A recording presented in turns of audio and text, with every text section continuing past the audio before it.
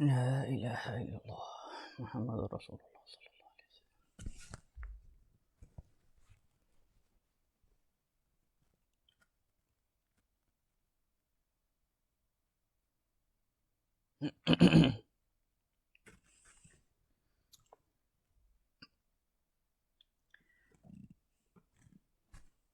بسم الله الرحمن الرحيم.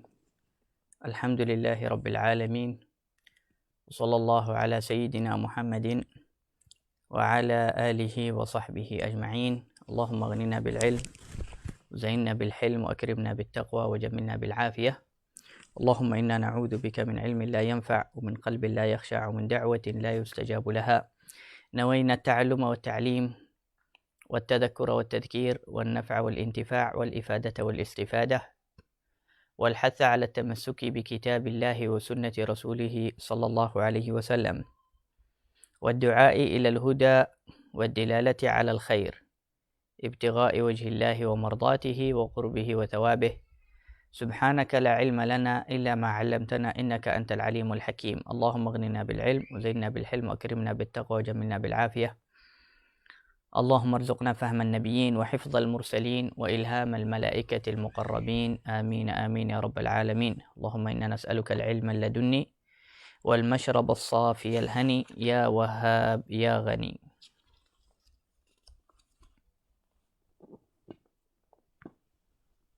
أما بعد، مسلمين مسلمات yang dirahmati oleh Allah Subhanahu wa taala. Assalamualaikum warahmatullahi wabarakatuh.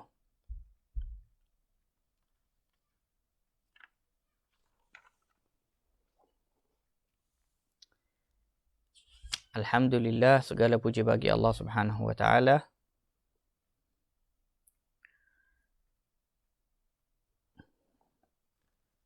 yang telah memberi taufik kepada kita semua bertemu lagi pada kuliah sirah dan syama'il.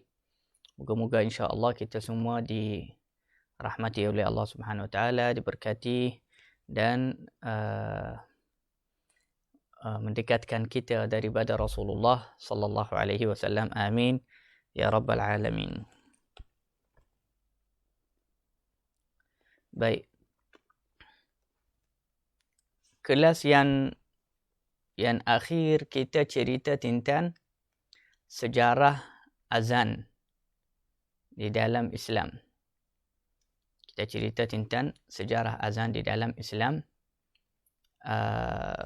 Muhammad sallallahu alaihi wasallam.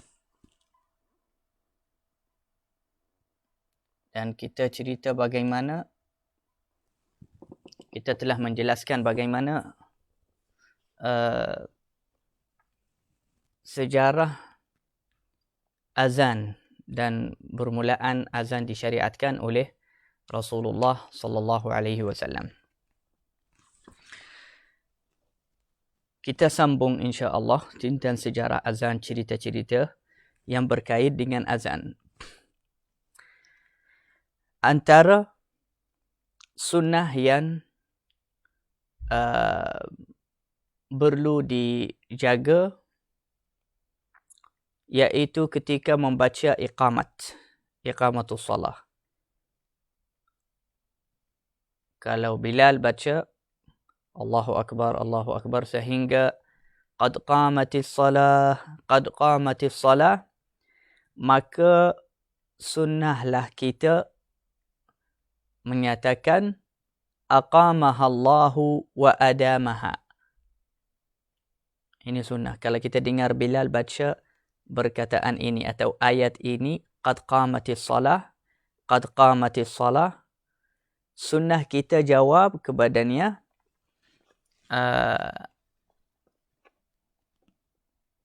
katanya dan alan.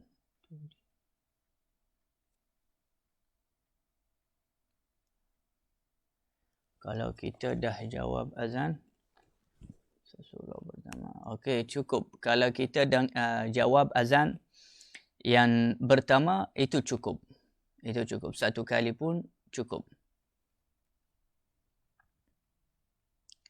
Yang sunnah yang pertama, yang azan yang pertama, sunnah kita jawab kepadanya. Tidak perlu kita menjawab semua azan-azan yang lain. Masya Allah.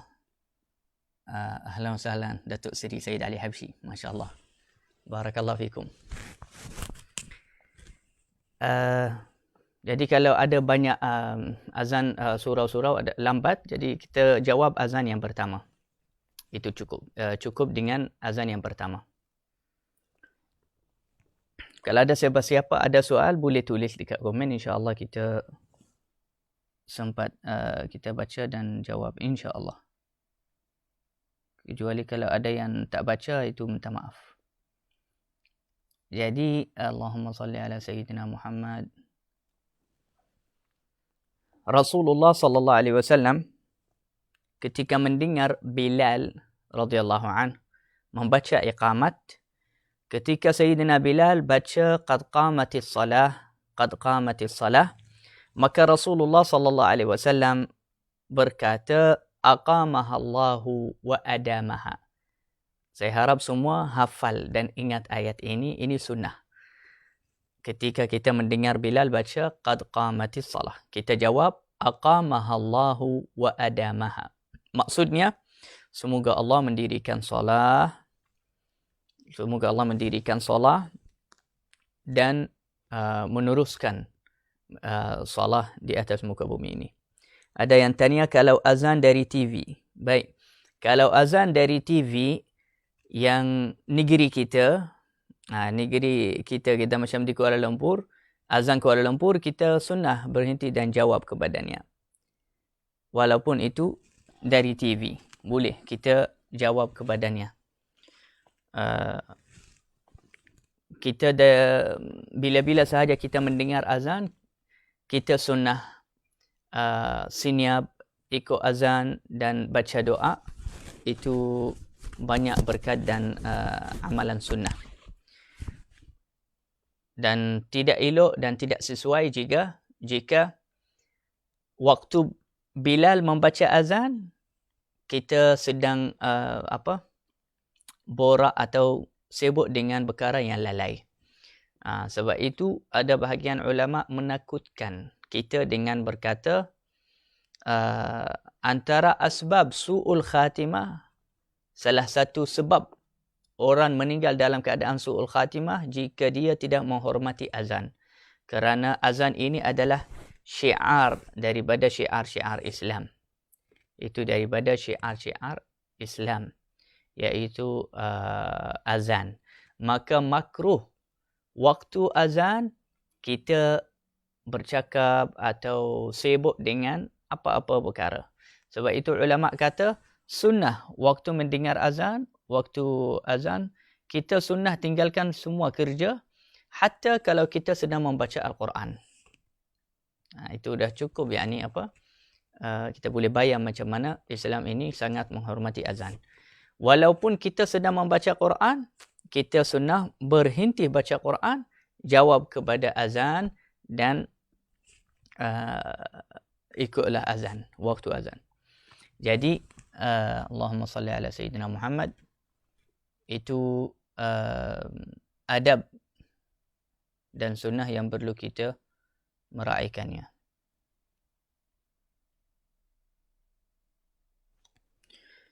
Juga antara adab dan sunnah, kalau Bilal baca qad qamatis salah, seperti tadi kita kata aqamahallahu wa adamaha. Baik. Di kelas sebelum ni kita telah cerita juga cerita yang sangat sedih dan penuh dengan makna dan kasih sayang.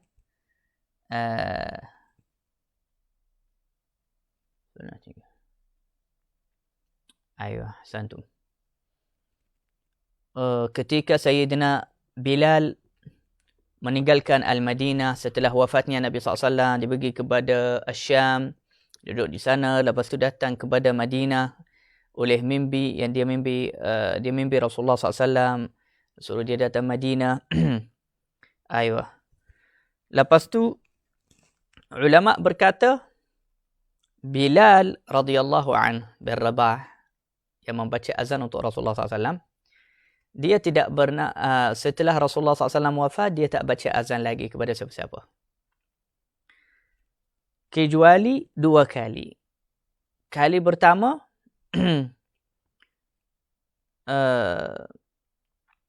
ketika Sayyidina Umar bin Al-Khattab membukakan Baitul Maqdis, Filistin. Semoga Allah Subhanahu Wa Taala menyediakan orang Islam untuk membukakan Baitul Maqdis balik. Di zaman Sayyidina Umar bin Al-Khattab, Baitul Maqdis juga masih dijajah oleh Yahudi. Maka Sayyidina Umar bin Al-Khattab mengembalikan Baitul Maqdis kepada orang Islam. Selepas Sayyidina Umar bin Al-Khattab masuk kepada Baitul Maqdis, sampai kepada Filistin, Rasulullah cari Bilal, dia kata, mana Bilal? Lepas Bilal datang, Sayyidina Umar kata kepada Bilal, wahai Bilal, bangun baca azan, semoga Allah merahmati kamu. Maka Bilal, dia rasa macam dia rasa macam berat nak menolakkan permintaan Sayyidina Umar. Dia kata, wahai Amirul Mukminin, demi Allah, aku sebenarnya dah berazam takkan baca azan kepada siapa-siapa setelah Rasulullah wafat. Tetapi aku akan menerima perintah dan arahan kamu kali ini sahaja. Dan untuk salat ini sahaja. Supaya aku tidak menolak permintaan kamu. Dan saya harap Amirul Mukminin jangan minta dari saya lagi. Terlalu sedih Sayyidina Bilal kerana wafatnya Nabi sallallahu alaihi wasallam. Selepas Sayyidina Bilal radhiyallahu anhu bangun dan naik di tembak yang tinggi dan membaca azan, sahabat-sahabat yang ada bersama Sayyidina Umar bin Al-Khattab ada di sekelilingnya.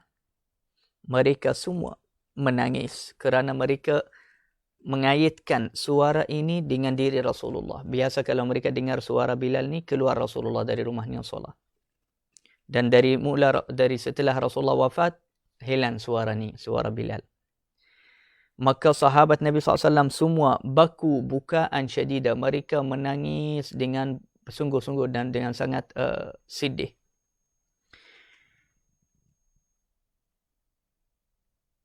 Dan dua sahabat paling panjang menangis di hari itu, iaitu Abu Ubaidah dan Mu'adz bin Jabal radhiyallahu anhu. Dua sahabat ni terlalu banyak menangis dan rasa sedih waktu tu. Sebab sampai orang yang lain dah berhenti menangis, mereka masih menangis. Sayyidina Umar bin Al-Khattab tegur mereka, dia kata, "Please, berhenti. Semoga Allah merahmati dua-dua. Berhenti menangis." Sampai dia minta dari mereka berhenti menangis. Sebab setiap kali kita nampak kamu semua dua-dua ni, kita sambung menangis. Dan benar daripada menangis. Kita boleh bayang macam mana suasana mereka di sewaktu itu, di Baitul Maqdis. Semua orang yang ada di sana menangis, teringat kepada Rasulullah SAW melalui dengan mendengar azan daripada suara Sayyidina Bilal bin Rabah radhiyallahu anhu. Ini kali pertama. Kali yang kedua setelah ketika Sayyidina Bilal datang kepada Al-Madinah yang kita telah cerita sebelum ni. Ada yang tanya, perlukah ceramah dihentikan untuk azan ketika sudah masuk waktu solat? Ya, naam, perlu diberhentikan. Perlu dihentikan. Sebab kalau kita baca Quran, kita kena berhenti. Bagaimana kalau itu hanya ceramah saja? Jadi Quran kalam Allah, kita kena berhenti. Ulama kata kita kena berhenti baca Quran. Jadi ceramah lagi aula, lagi sepatutnya berhenti. Jadi kita kena berhentikan kerja semua. Sebab itu orang Islam di zaman dahulu, seperti mana diceritakan oleh guru kami di bazar-bazar di kota Tarim di Hadramaut. Di kota Tarim di Hadramaut di Yaman, di zaman dahulu, sebelum 50 tahun, sebelum 40 tahun lebih macam tu, orang yang kerja dekat bazar, ini bukan orang yang di rumah ke atau yang di masjid, orang yang di bazar dalam kedai, orang yang jual beli dalam bazar, jika mereka mendengar suara azan daripada masjid dan orang yang tukang kayu atau tukang PC sebagainya sebelum dia mengetuk kepada bisi atau kayu atau paku tu, ketika dia mengangkat barang itu, kalau azan dibaca di waktu tu, waktu dia mengangkat tangannya, dia akan baling kepada belakang. Ini orang awam, orang biasa, orang awam. Kiranya orang awam yang di bazar. Mereka sangat mengagungkan dan menghormati azan. Sehingga waktu dia mengetuk barangnya, kalau azan tiba-tiba dibaca, dia tak sampai hati nak sambung ketuk walaupun sekali. Bahkan dia akan balingkan barang tu kepada belakangnya. Yakni berhenti, terus stop kerjanya. Terus dia stop kerjanya. Ada live di Facebook juga. Ya, betul. Ada live di Facebook juga. Kita buat live di Facebook dan IG. Dua-dua. Wahakadha. Subhanallah.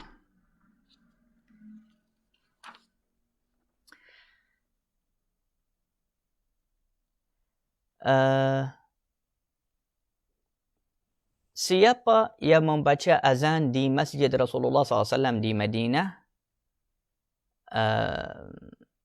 setelah Bilal keluar kepada negara Syam. Ulama berkata yang menggantikan Bilal radhiyallahu anhu seorang sahabat yang namanya Sa'dul Qard. Sa'd, namanya Sa'd.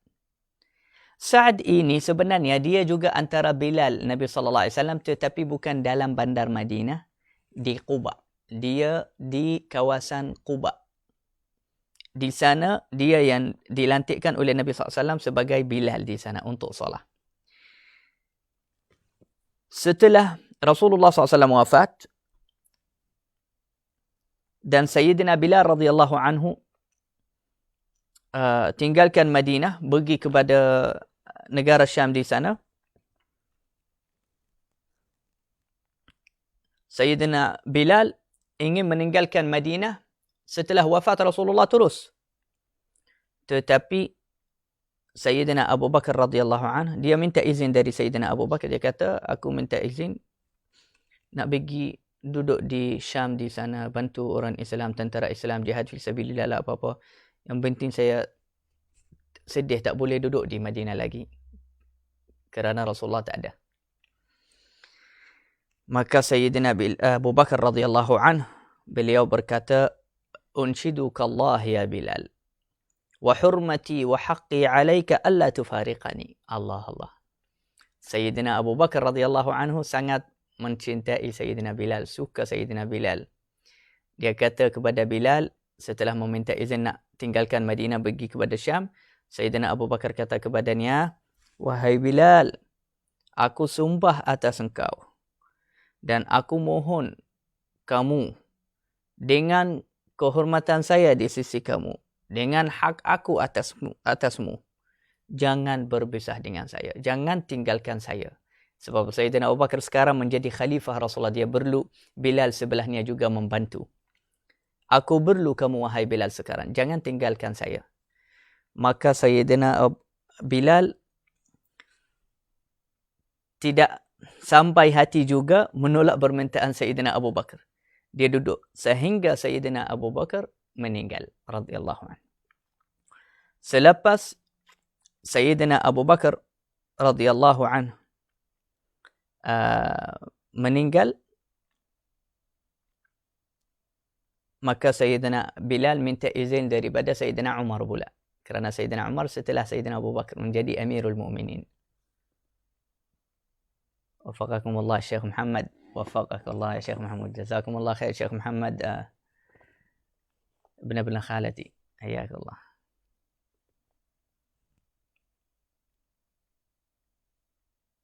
غلط الله أعلم. ايش اسمه؟ فقال Sayyidina Bilal, dia minta izin daripada Sayyidina Umar. Dia kata, aku minta izin nak tinggalkan Madinah, nak pergi kepada negara Syam. Sayyidina Umar jawab sama macam Sayyidina Abu Bakar. Dia kata, jangan tinggalkan saya. Tak boleh. Tetapi Sayyidina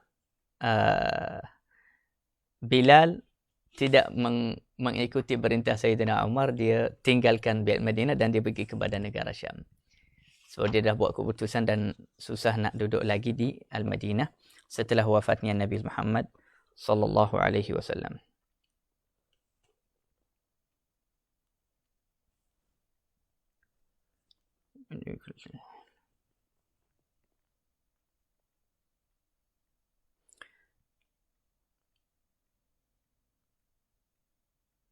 Jadi setelah Sayyidina Bilal meninggalkan Al-Madinah di zaman Sayyidina Umar bin Al-Khattab, Masjid Rasulullah SAW dah tak ada Bilal waktu tu. Sayyidina Umar bin Al-Khattab suruh Sa'ad ini yang dia Bilal di Quba, suruh dia jadi Bilal di Masjid Rasulullah SAW, muadzin. Sa'ad Al-Qarad ini dialah yang menjadi Bilal di Masjid Rasulullah SAW setelah Sayyidina Bilal Ibn Rabah radhiyallahu anhum ajma'in.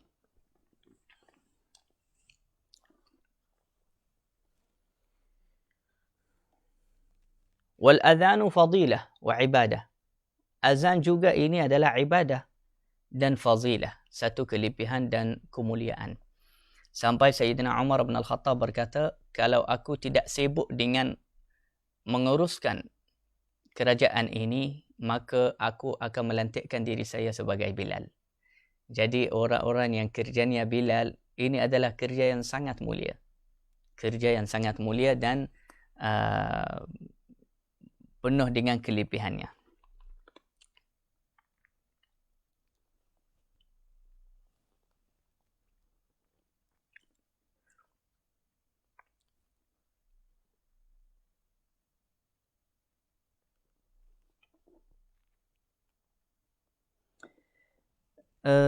Juga sunnah kalau seorang Bilal dibaca azan, sunnah dia yang membaca iqamat. Sunnah kalau ada siapa-siapa baca azan, sunnah dia yang baca iqamat, jangan dibagi orang lain yang membaca iqamat. Kenapa? Di satu hari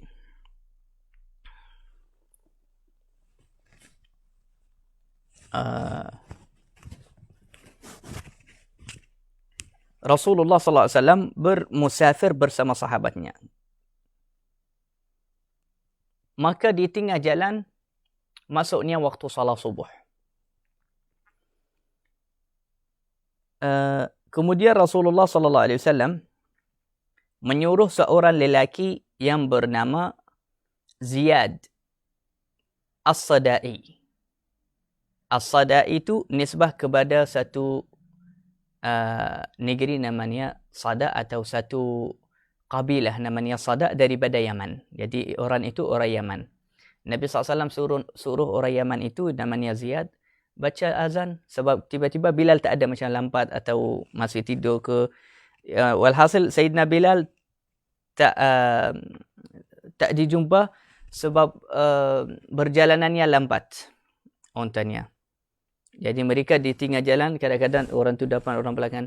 Dan Rasulullah SAW nak siapa-siapa baca azan. Jadi Rasulullah suruh Ziyad ini yang daripada Yaman, suruh dia baca azan. Dia suruh Ziyad ini baca azan.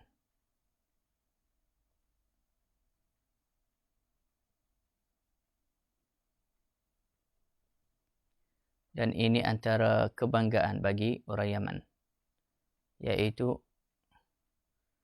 antara Bilal Rasulullah SAW yang pernah membaca azan adalah orang yang daripada Yaman. Wahakadha.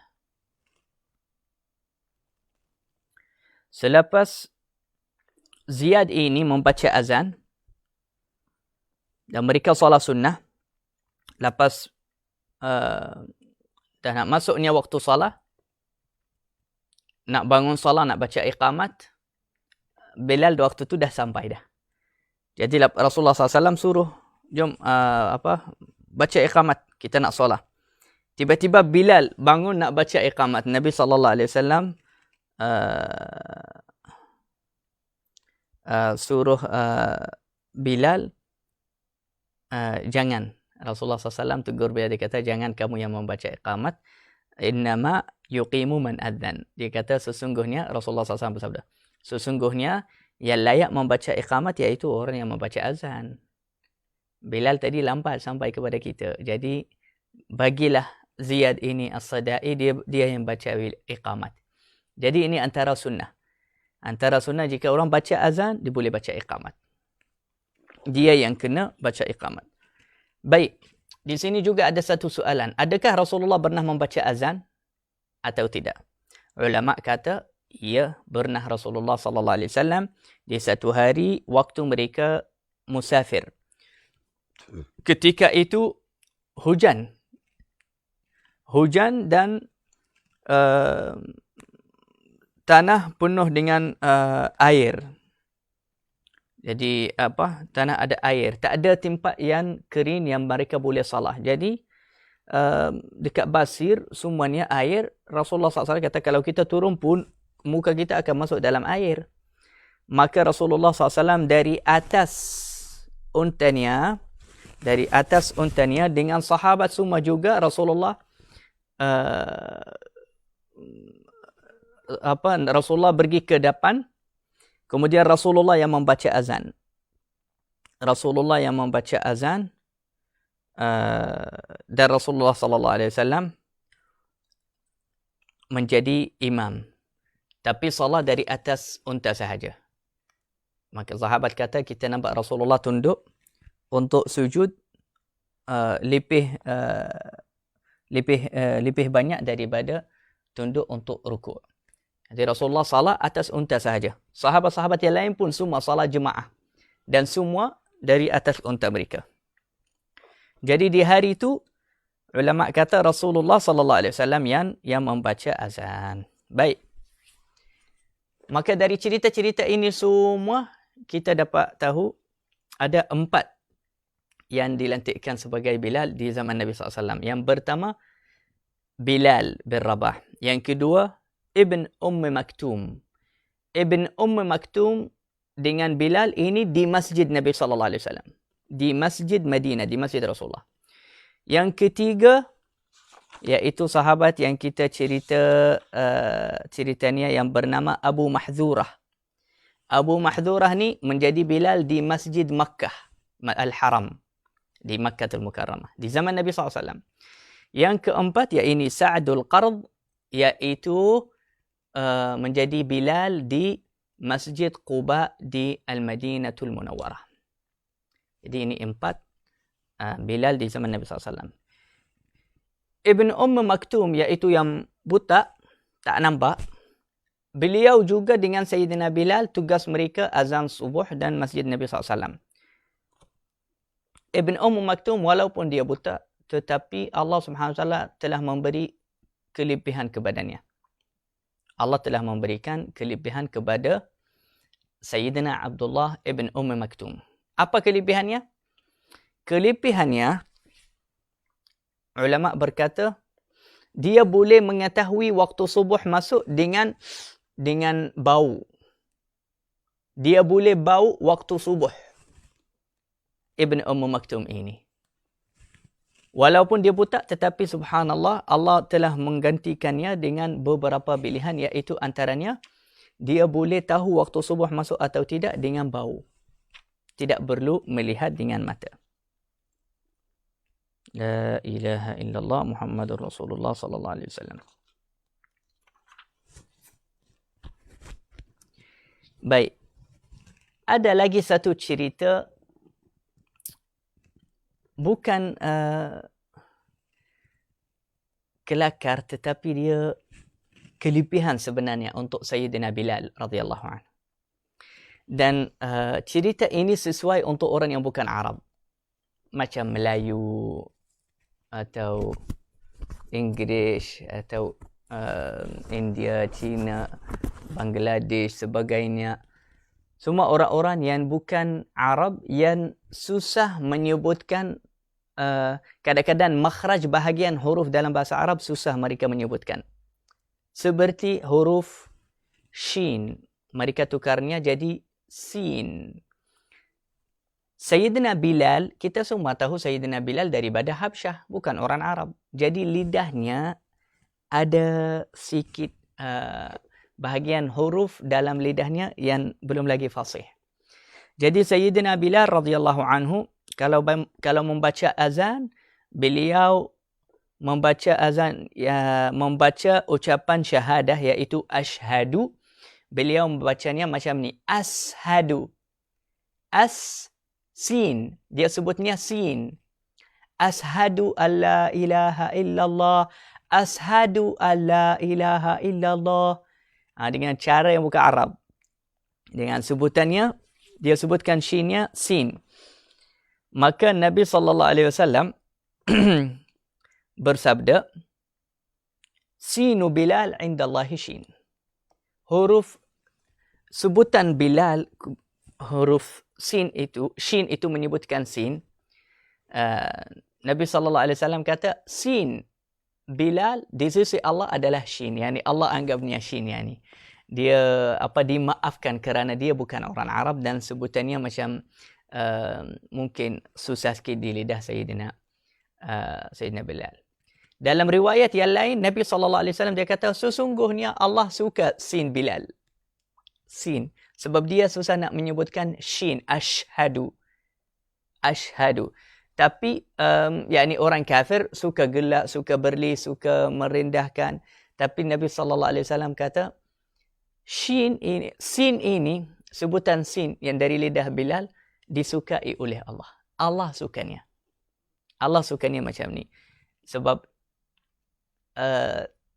yang menyebutkan yang ada masalah di lidahnya kerana dia bukan Arab, tapi imannya pun, hatinya penuh dengan iman, dirinya penuh dengan akhlak, dengan kebaikan. Ini lebih baik 100 kali daripada orang yang sangat lancar lidahnya, yang sangat fasih lidahnya, tapi hatinya tidak ada iman, atau akhlaknya buruk, atau dia orang bermaksiat. Jadi al-karamatu bittaqwa. Kemuliaan itu bergantung dengan ketakwaan kita kepada Allah Subhanahu wa taala. Baik. Di sini nak sebutkan juga satu faedah, iaitu di solat Jumaat ada 2 azan. Dia je yang solat Jumaat ini ada 2 azan. Salat Jumaat dan salat subuh. 2 salat ini yang ada 2 azan. Salat subuh, azan yang pertama sebelum bangun subuh untuk mengejutkan orang siap untuk salat subuh. Azan yang kedua selepas masuknya waktu subuh betul-betul. Jadi salat subuh ada 2 azan.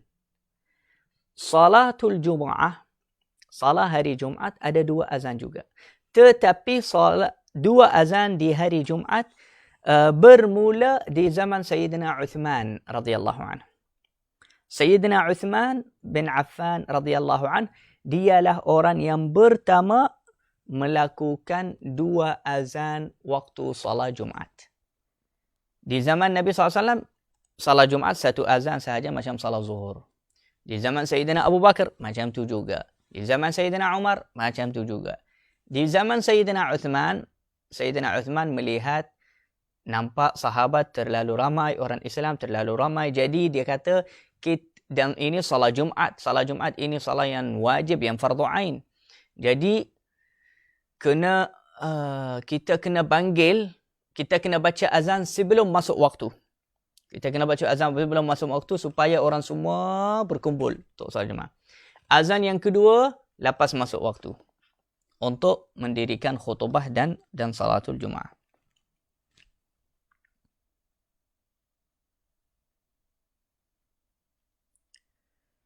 La ilaha illallah Muhammadur Rasulullah.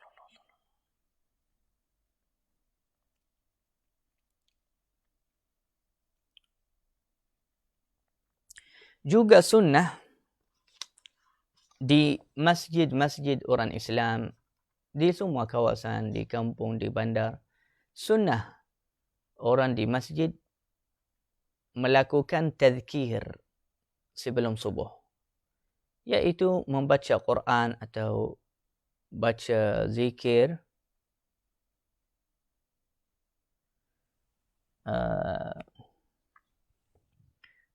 sunnah membaca zikir dan istighfar, baca Al-Quran sebelum subuh, supaya umat Islam semua yang tidur, mereka bangun untuk qiyamul lail dan untuk bersedia untuk salat subuh. Di zaman Nabi SAW, di zaman bukan di zaman Nabi SAW, setelah zaman Nabi SAW,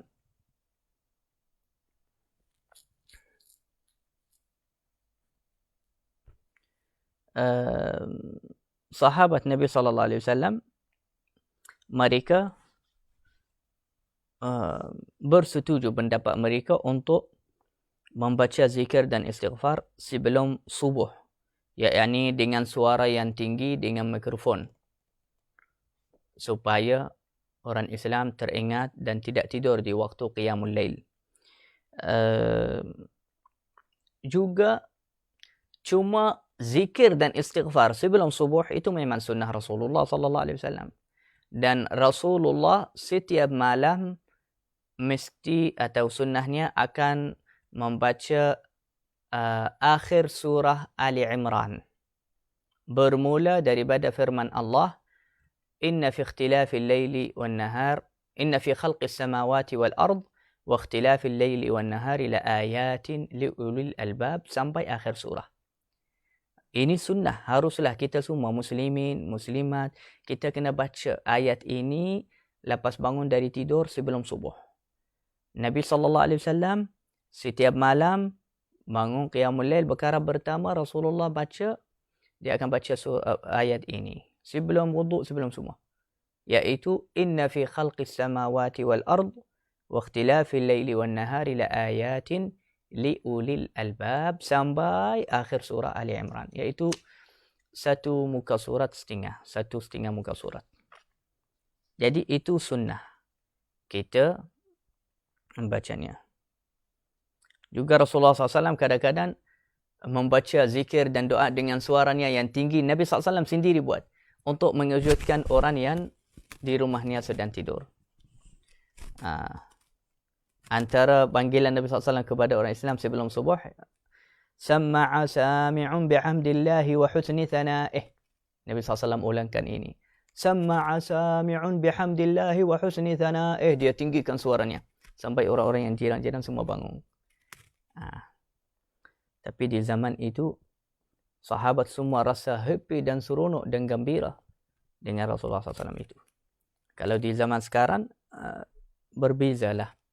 Jadi hukumnya terpulang. Tengok kalau jiran suka, kalau macam ada satu kawasan semuanya jiran yang sama, semua mereka izinkan jumlah kejut, jadi baguslah. Satu orang pusing kepada rumah mereka sebelum subuh, kejutkan mereka, atau baca zikir dengan kuat sampai mereka bangun semua. Itu kalau mereka semua bersetuju dan tidak ada yang tak suka perkara itu. So, perkara itu hanya sunnah, bukan wajib. Baik, antara sunnah yang perlu dijaga waktu azan, iaitu setelah mendengar azan, sunnah kita membaca selawat atas Nabi Muhammad SAW. Setelah itu membaca doa. Lepas tu kita membaca doa.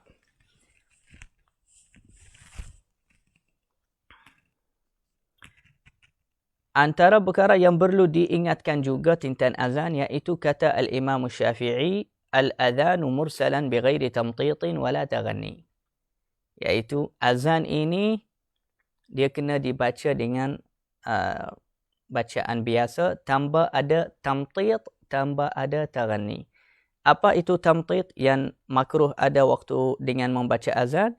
Iaitu mempanjangkannya dengan dengan sangat panjang.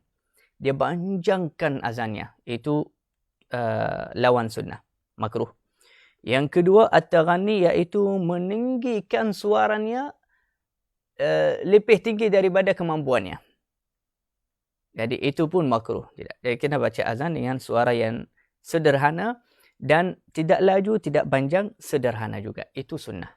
Itu cara sunnah membaca azan. Kalau perempuan macam mana? Boleh baca azan. Boleh baca azan kalau dia di dalam rumahnya dengan perempuan sahaja. Boleh. Dia boleh perempuan kalau dia di dalam rumah dapat dengan perempuan anak dia, ibu dia dengan perempuan-perempuan sahaja, tak ada lelaki ajnabi mendengar suaranya, itu boleh. Sunnah baginya membaca azan.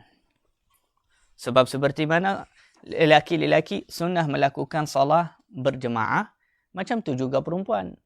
Sebab itu di dalam rumah sunnah seorang ibu dengan anak-anak di rumah, dengan menantulah atau dengan siapa-siapa, ya kalau ada beberapa perempuan di dalam satu rumah, sunnahlah setiap salat subuh, zuhur, asar, maghrib, isya, semua sunnah bagi mereka berkumpul dan melakukan salat berjemaah. Itu sunnah bagi mereka. La ilaha illallah Muhammadur Rasulullah sallallahu alaihi wasallam.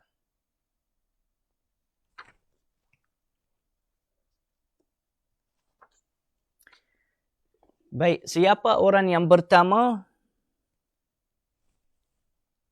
yang membina di dalam Islam manarah dalam masjid? Manarah di masjid untuk Bilal naik atasnya. Sebenarnya manarah-manarah ni di masjid di zaman dahulu mereka bina untuk Bilal, untuk azan. Itu tujuannya yang sebenar di waktu itu. Jadi orang yang pertama yang bina manarah di masjid untuk azan, untuk Bilal, yaitu Maslamah, seorang lelaki yang bernama Maslamah bin Mukhallid.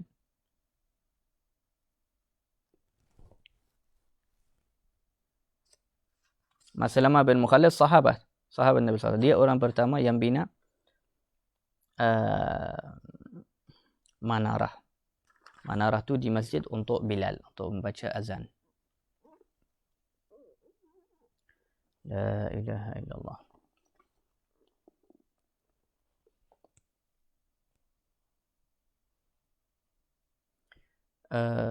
Selepas mereka untuk baca Bilal juga baca azan, mereka juga di atas manarah tu mereka baca dari atas menara tu, baca tasbih, tahlil, takbir, zikir, mengingatkan orang tentang waktu sahur. Yani untuk mengetahuilah umat Islam sekarang, yani masyarakat Islam dahulu sebelum subuh, semua masjid-masjid, surau-surau, semua mereka baca tazkir dengan mikrofon. Semua orang Islam happy, seronok dan setuju. Sebab orang Islam dahulu antara amalan rutin mereka setiap hari bangun qiyamul lail. Bukan macam zaman sekarang. Semua rumah-rumah orang Islam sebelum subuh mereka semua dah buka lampu, dah kadang-kadang dah buat kopi, minum sama keluarga, ayah, ibu, anak-anak semua dah bangun. Itu keadaan kita umat Islam sebenarnya. Itu keadaan kita, itu hidup kita yang sebenar. Sekarang sirah kita, amalan rutin kita dah banyak tukar, banyak berubah. Kita semakin lalai, semakin jauh daripada Allah. Mungkin ribu-ribu rumah orang Islam tak ada yang bangun qiyamul lail. Ibu bapa sendiri yang pertama sekali tidur sampai subuh. Mereka sangat baik kalau bangun salat subuh berjemaah. Subhanallah. Kalau keadaan umat Islam dahulu, rumah-rumah, keluarga-keluarga Islam dahulu, sebelum subuh dah bangun dah. Sebelum subuh mereka dah bangun dan masing-masing semua baca tazkir. Tazkir itu baca ayat Quran yang akhir Ali Imran, yang tadi saya kata sunnah Rasulullah bacanya.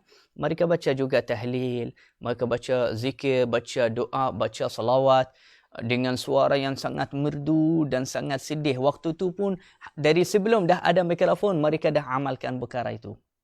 Dari zaman sahabat, tabi'in sampai zaman kita. Zaman kita dah semakin kurang agama, semakin kurang amalan rutin orang dan keluarga orang Islam dari zaman dahulu. Tapi subhanallah masih ada beberapa kota dan negeri yang masih mengamalkan perkara itu seperti Kota Tarim. Kota Tarim di Hadramaut, Masya Allah. Sampai sekarang mereka amalkan. iaitu tadhkir ini. Mereka mengamalkan tadhkir. Apa tadhkir itu? Kalau ada siapa-siapa pernah pergi Tarim, Hadramaut di Yaman, di Tarim ini sebelum subuh dengan 1 jam akan dengar masjid-masjid semua di Tarim baca zikir, baca hujung atau akhir surah Ali Imran. Dan beberapa zikir dan doa yang diajar oleh Rasulullah sallallahu alaihi wasallam. Dan dengan suara yang sangat merdu, yang sangat khusyuk, yang sangat rauhani, menggerakkan hati kita, buat kita langsung tak rasa nak tidur lagi kalau dengar suara tu. Terus kita rasa bersemangat dan hilangnya rasa mengantuk. Jadi masyarakat semua bangun qiyamul lail. Sampai saya sendiri kenal orang di sana. Sampai orang rasa malu sangat. Malu sangat kalau orang tanya dia bangun qiyamul lail, dia jawab tak. Mereka anggap perkara tu sangat aib, perkara tu sangat tak baik. Perkara tu macam ni kamu ni teruk sangat keadaan kamu di dunia ni kalau dia tak bangun sebelum subuh. Bukan bangun salah subuh, tidak, bangun sebelum subuh dengan 1 jam. Jadi amalan rutin mereka, amalan mereka setiap hari macam tu. Moga-moga ya Allah, mudah-mudahan Allah Subhanahu Wa Taala cepatlah meninggikan derajat kita dan memberi hidayah dan bangkitkanlah iman balik di dalam hati kita supaya rumah-rumah orang Islam, keluarga-keluarga muslimin muslimat semua di dalam rumah mereka tidak lalailah menjadi rumah kita keluarga Islam betul-betul. Sehingga bila mana kalau Rasulullah SAW, contohnya kalau Rasulullah nak masuk rumah kita, Rasulullah tengok, cek amalan tertib dan rutin amalan kita setiap hari, InsyaAllah Rasulullah akan seronok dan happy. Mana yang lebih afdal antara iktikaf di masjid atau balik rumah dulu kemudian datang semula Isya? Sedangkan setiap langkah kaki menghapus dosa. Baik. Apa yang lebih afdal? Ada orang tanya. Apa yang lebih afdal lepas salam maghrib? Saya rasa mungkin maksudnya. Lepas habis salam maghrib lebih baik balik kepada rumah untuk mendapat pahala berjalan kaki sampai masjid atau duduk iktikaf sampai Isya. Duduk iktikaf sampai Isya. Itu lebih baik. Itu yang lebih afdal. Dan itu yang diamalkan oleh para sahabat dan dari zaman sahabat. Maka kalau salam maghrib duduk terus di masjid sampai Isya. Juga para salihin dan para ulama. Sampai kita ulama-ulama yang kita kenal mereka tak pernah selepas salam maghrib keluar daripada masjid. Mereka siap, bukan itu sahaja, bahkan mereka bersungguh-sungguh tidak membatalkan wudu di antara maghrib dan Isya. Mereka jaga sangat wudu. Mereka salat Isya dengan wudu maghrib. Sehingga ada bahagian ulama rasa bangga, dia kata aku selama 20 tahun, 30 tahun aku tidak pernah batal wudu aku antara maghrib dan Isya. Jadi lebih afdal kita duduk iktikaf di masjid menunggu salat. Kalau kita tak dapat pahala jalan daripada balik kepada rumah dan datang kepada masjid, kita dapat pahala menunggu salat. Nabi sallallahu alaihi wasallam bersabda, "Muntadhirus salah fi salah ma zala muntadhiran li salah." Orang yang menunggu salat, dia berada di dalam salat. Berjalan untuknya pahala salat, seolah-olah dia sekarang sedang salat sampai waktu Isya, walaupun dia duduk iktikaf saja atau baca Quran atau dengar ilmu. Nabi SAW kata dikira di sisi Allah dia sedang sedang salat, walaupun dia bukan salat, dia sedang salat kerana dia duduk menunggu salat. Ada soal lagi?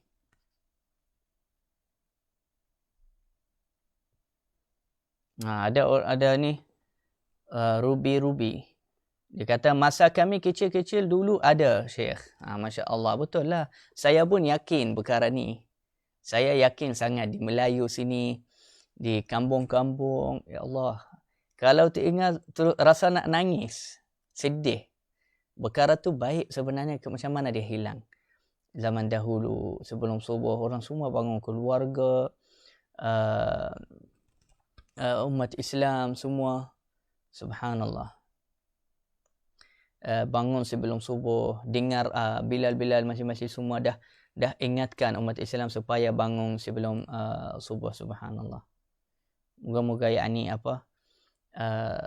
kami semua balik membangkitkan perkara tu. Perkara tu kita tidak boleh tunggu orang lain bangkitkannya atau hidupkannya balik. Kita kena sendiri mula.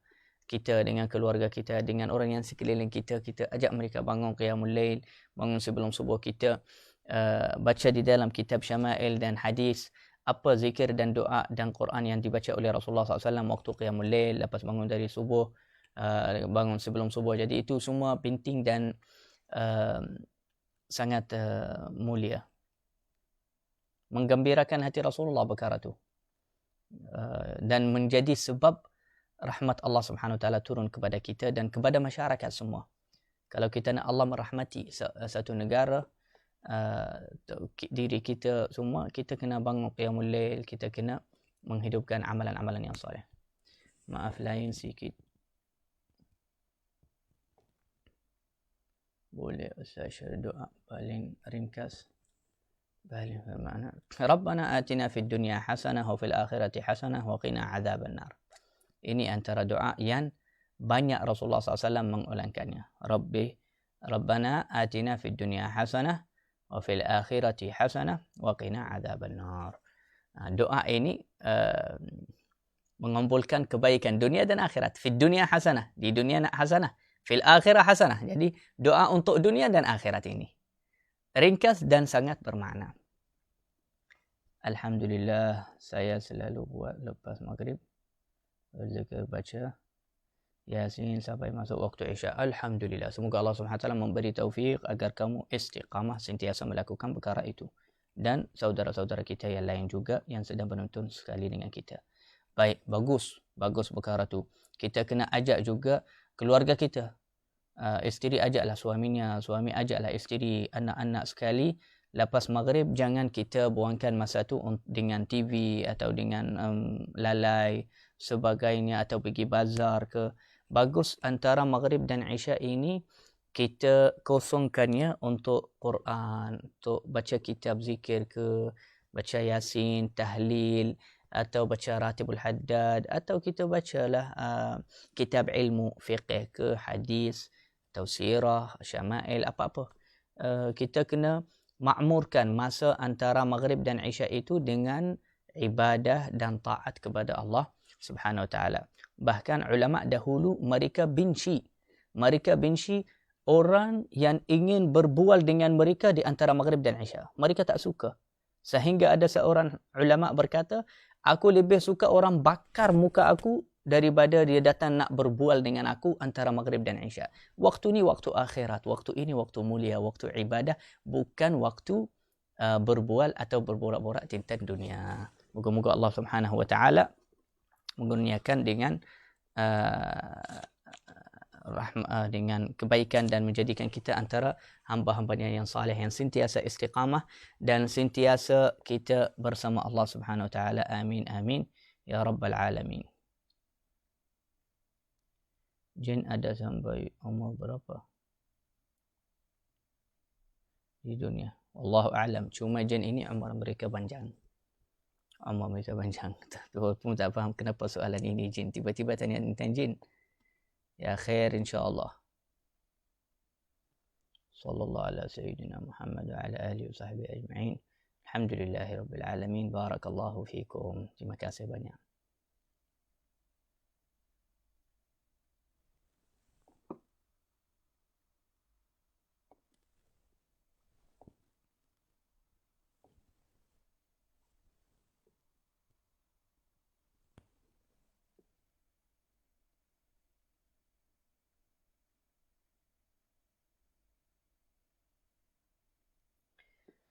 La ilaha illallah.